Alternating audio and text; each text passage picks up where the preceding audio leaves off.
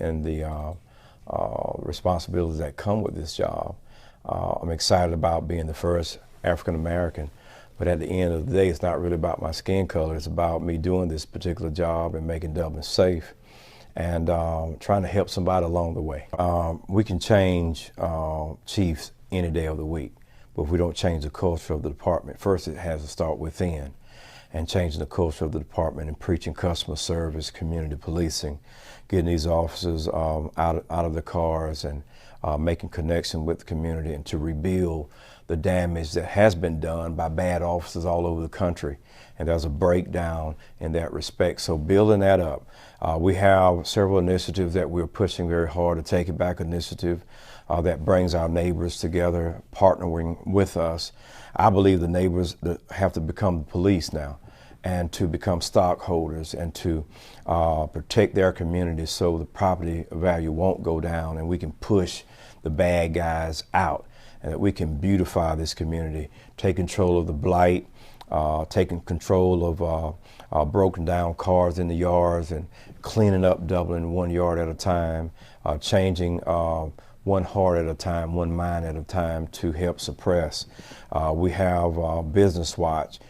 We have Open and Empty initiatives, our Explorer Scout program, really partnering with our Neighborhood Watch programs.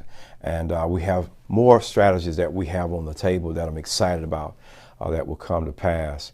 I just believe in our officers saturating our communities and occupying one neighborhood at a time to make the neighbors feel a lot more safer just by their presence alone.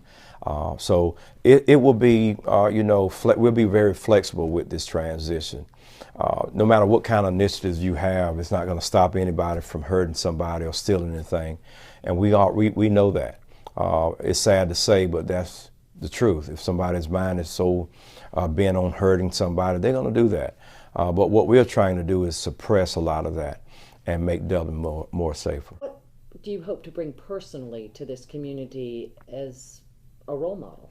Well, my story, how I was raised from a single parent, 7 boys, and my mom working 3 or 4 jobs, and finding time to go to school and become a candy striper, then become an LPN, and doing all these jobs and raising 7 boys with my grandmother, who was Achilles heel of our family, a matriarch of our neighborhood. And she did all of that, and I wondered, how did she sleep doing all of that? And she taught us, no matter what we had and what we didn't have, we had a choice to make it. And we all know statistics show that if you come from a single parent dwelling, maybe over here on across the street or across the tracks, if you will, that you won't make it. My mom, she proved a lot of people wrong. She went against the grain, and she taught us how to make it. And she would not allow us to settle for just anything, to be the best that we can be. And I'm proud of that. That's the message that I pass on to kids who don't have a father figure. I had a lot of mentors in my life. That paid off dividends to help teach me how to be a man. And I want to do that very thing. And actually, I've been doing that. And I didn't start when I got here. I've been doing that, all my life. That's all I know, is to turn around and help somebody, my brothers as well. And there's a lot of people in this community doing the same thing, been doing the same thing. A lot of mentors in this city who've been doing a great service in this community. And we just need to keep that going and build on what we have and look for best practices to make a difference in this community. What do you think Dr. King would think of what's going on here in Dublin these days? Well, he had a dream, and his dream is becoming a reality in different areas of the country and different areas of the world. It started off with a vision. The Bible says it this way: without a vision, our people perish.